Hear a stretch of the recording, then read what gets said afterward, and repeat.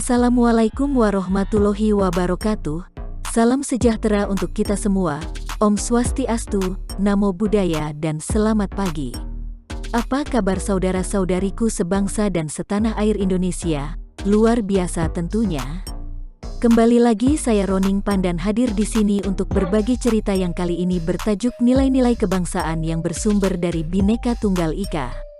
Seperti sebelumnya, siapkan kopi atau teh beserta teman-teman sejawatnya, kencangkan sabuk keselamatan dan tali kolor masing-masing.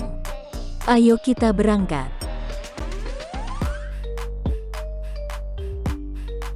Ayo kita mulai dari sejarah Indonesia, dari zamannya Raja Hayam Wuruk hingga kemerdekaan Republik Indonesia.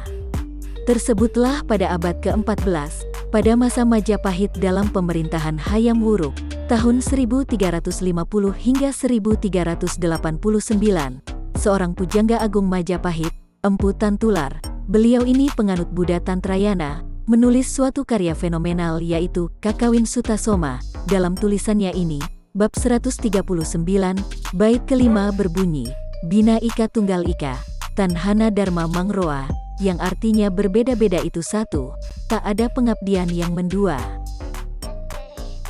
Berikutnya, adalah masa pergerakan kebangsaan, atau kebangkitan nasional, ditandai salah satunya adalah, dengan berdirinya Budi Utomo, pada Mei tahun 1908, dengan ketuanya Dr. Sutomo, beserta Dr. Cipto Mangunkusumo, Dr. Rajiman Weddiodiningrat dan Dr. Wahidin Sudirohusodo. Pergerakan ini merubah perjuangan bangsa dari semata-mata fisik bersenjata menjadi fisik dan politik etis. Sumpah Pemuda, 1928. Gagasan mewujud menjadi komitmen kebangsaan yang begitu kuat dan hampir menyeluruh dari kelompok-kelompok pemuda pejuang dari seluruh wilayah Indonesia kala itu. Mereka berkomitmen, bertanah air satu, Indonesia. Berbangsa satu, bangsa Indonesia, serta menjunjung bahasa persatuan Indonesia, bahasa Indonesia. Tahapan ini ada menyebut sebagai tahapan perjuangan menggalang. Sampailah pada kemerdekaan Indonesia, setelah berjuang mengusir penjajah dengan korban jiwa dan raga, maka sampailah pada kemerdekaan Indonesia yang diproklamirkan ke seluruh dunia. Peristiwa ini menunjukkan bahwa kita telah menjadi bangsa yang utuh, memiliki wilayah yang jelas, memiliki pemerintahan yang legal, dan diakui dunia. Namun peristiwa ini hanyalah mengantar ke gerbang kemerdekaan yang sesungguhnya. Dari lini waktu sejarah perjuangan kita, tampak sekali, kalau perjuangan fisik bersenjata, yang berdarah-darah dalam pertempuran-pertempuran, hingga perang, seperti yang dilakukan oleh Ibunda Cut Nyak-din, Tuanku Imam Bonjol, Bapak Sisingamangaraja, Sultan Agung Tirtayasa, Pangeran Antasari, Sultan Hasanuddin, Pangeran Diponegoro, Bapak Kapitan Patimura dan banyak lagi, ternyata mengalami kegagalan dalam memerdekakan bangsa kita. Salah satu sebabnya, adalah perjuangan mereka bersifat kedaerahan atau lokal. Moga-moga gak salah pendapatku ini ya.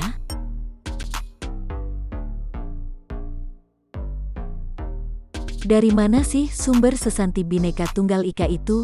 Ada yang tahu? Ternyata dari isi Kakawin Sutasoma.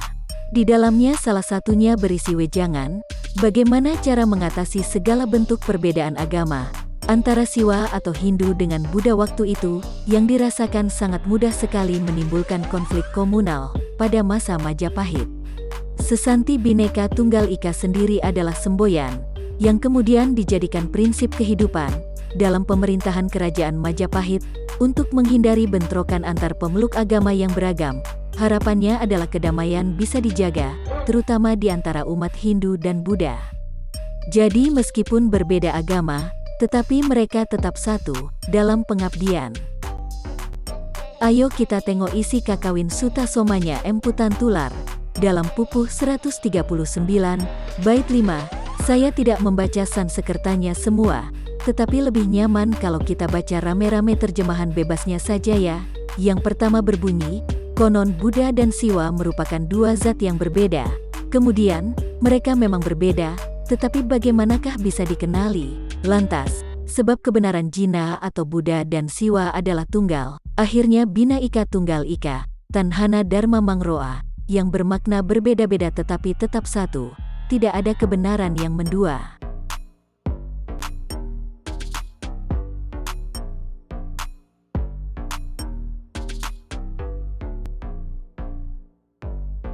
Yang mirip dengan semboyan kita, maksudnya maknanya, salah satunya adalah negaranya Paman Sam Amerika Serikat.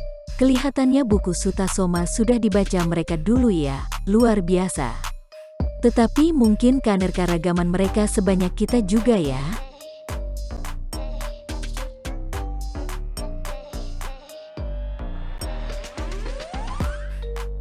Pada tahun 1951,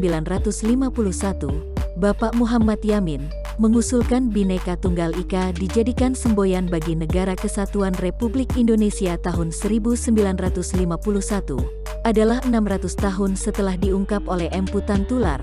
Usulan Bapak Yamin ini diterima, kemudian Bhinneka Tunggal Ika ditetapkan sebagai semboyan resmi Negara Republik Indonesia, yang dituangkan dalam Peraturan Pemerintah Nomor 66 Tahun 1951, sedangkan kata Bina Ika kemudian dirangkai menjadi satu kata, Bhinneka. PP tersebut menetapkan bahwa sejak tanggal 17 Agustus tahun 1950, Bhinneka Tunggal Ika ditetapkan sebagai semboyan yang terdapat dalam Lambang Negara Republik Indonesia, Garuda Pancasila. Kemudian belakangan ini, pada amandemen UUD 1945 yang kedua, tahun 2000, Bhinneka Tunggal Ika dikukuhkan sebagai semboyan resmi, yang terdapat dalam Lambang Negara, dan tercantum dalam pasal 36A UUD 1945.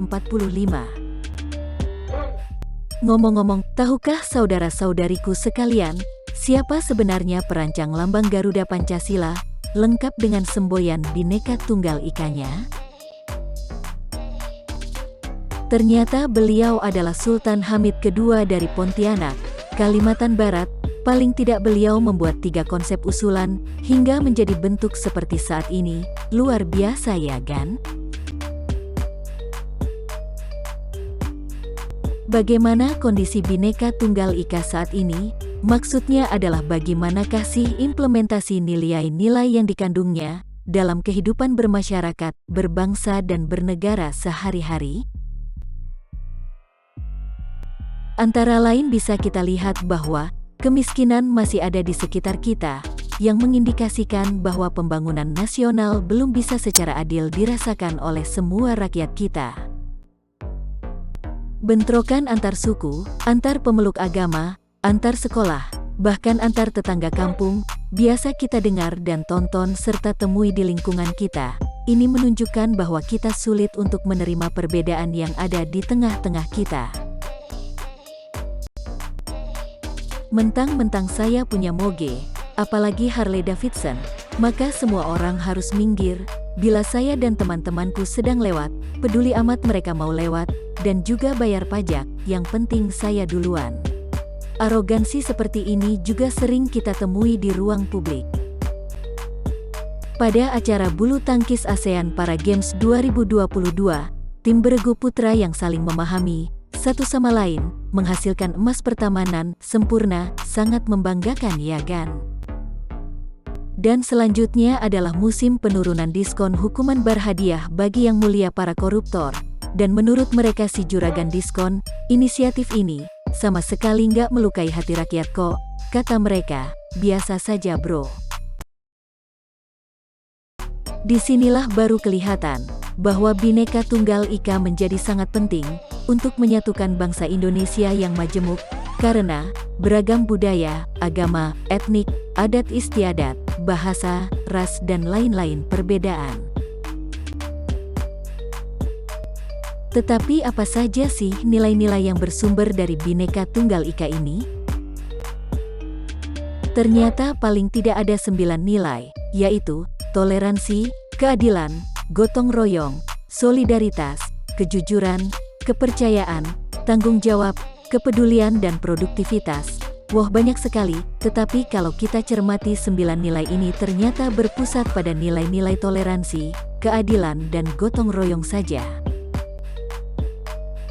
Nilai toleransi adalah satu sikap yang mau memahami orang lain, sehingga komunikasi dapat berlangsung secara baik. Demikian juga keharmonisan dalam kelompok, sopan santun, rendah hati, rela berkorban dan pemurah dapat terwujud. Nilai keadilan, suatu nilai yang tampil dari sikap mau menerima haknya dan tidak mau mengganggu hak orang lain.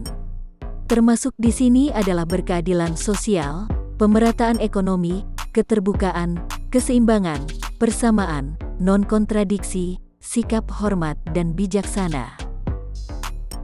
Nilai gotong royong adalah nilai yang terungkap dari sikap untuk membantu pihak yang lemah, agar sama-sama mencapai tujuan, termasuk di dalamnya adalah persamaan derajat, persatuan, kerjasama, berpartisipasi serta kerelaan untuk saling membantu. Hakikat nilai toleransi bagi kehidupan masyarakat yang majemuk merupakan satu prasyarat utama bagi setiap individu yang menghendaki kehidupan yang aman dan tenteram. Hakikat nilai keadilan terhadap kehidupan masyarakat majemuk merupakan suatu ukuran keabsahan dalam suatu tatanan kehidupan, bermasyarakat, berbangsa dan bernegara.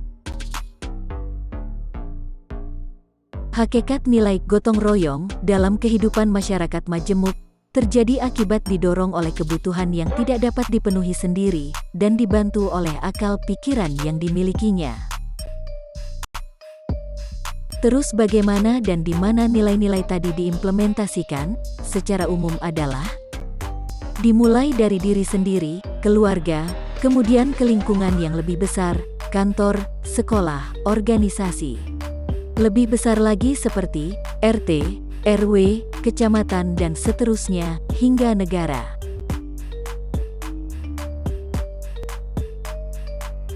Bila tadi telah ditunjukkan prinsip implementasi yang dimulai dari lingkungan paling kecil hingga paling besar, atau lingkungan, terus bagaimana gan implementasi nilai-nilai toleransi, keadilan dan gotong royong?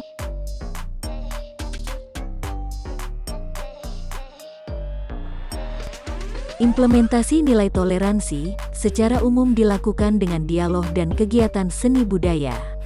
Yang pertama, dialog intern agama, dengan harapan kita bisa menghargai persepsi yang berbeda dari pemeluk agama yang sama terhadap aspek-aspek agama yang bukan utama. Kedua, dialog antar agama, agar kita mampu memahami sikap para pemeluk agama yang berbeda-beda. Ketiga, masuk dalam pendidikan, nggak akan lepas dari kurikulum yang memuat pengembangan toleransi di antara para pendidik, peserta didik dan lingkungan terdekatnya, serta yang keempat, kegiatan seni budaya, untuk mendapatkan apresiasi terhadap seni budaya yang beraneka ragam. Implementasi nilai keadilan, yang pertama, keadilan dalam keseimbangan, berkaitan dengan pemaknaan adil sama dengan keseimbangan, berarti keadilan dalam suatu masyarakat akan dicapai bila komponen-komponen dipenuhi secara seimbang satu sama lainnya. Kedua, keadilan dalam persamaan dan non-kontradiksi, ingin mengatakan bahwa adil itu, bila melihat semua sama rata dan gak membanding-bandingkan satu sama lain.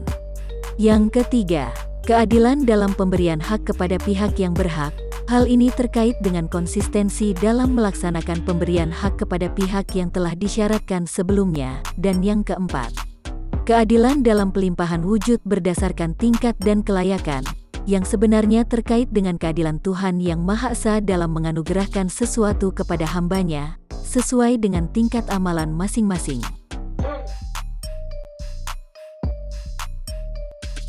Implementasi nilai gotong royong, yang pertama, selenggarakan musyawarah terutama dalam mengambil keputusan yang sulit dan menyangkut orang banyak. Kedua, saling menasehati dan saling memberi dengan sukarela, untuk membiasakan berbagi kebaikan kepada lingkungannya. Ketiga, bekerja keras, yang menunjukkan bahwa suatu karya akan dicapai dengan kerja-kerja dari setiap kelompok kerjanya, bukan hanya omong doang aja. Yang keempat, perkuat silaturahmi terus-menerus, semakin sering akan semakin menimbulkan saling pengertian satu sama lain.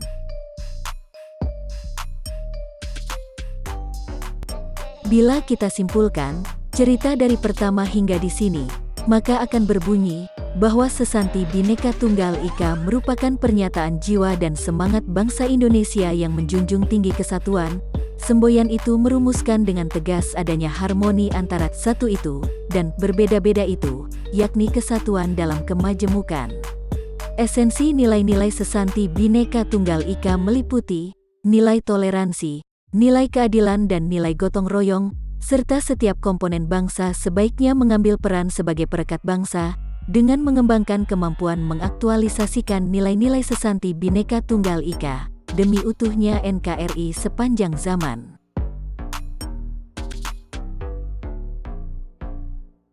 Oleh karena itu, marilah kita semua untuk lebih peka terhadap nilai-nilai luhur bangsa kita, sadari bahwa perbedaan adalah karunia Tuhan yang Maha Esa, yang luar biasa, maka sangat pantaslah kalau kita banyak bersyukur setiap saat kepadanya.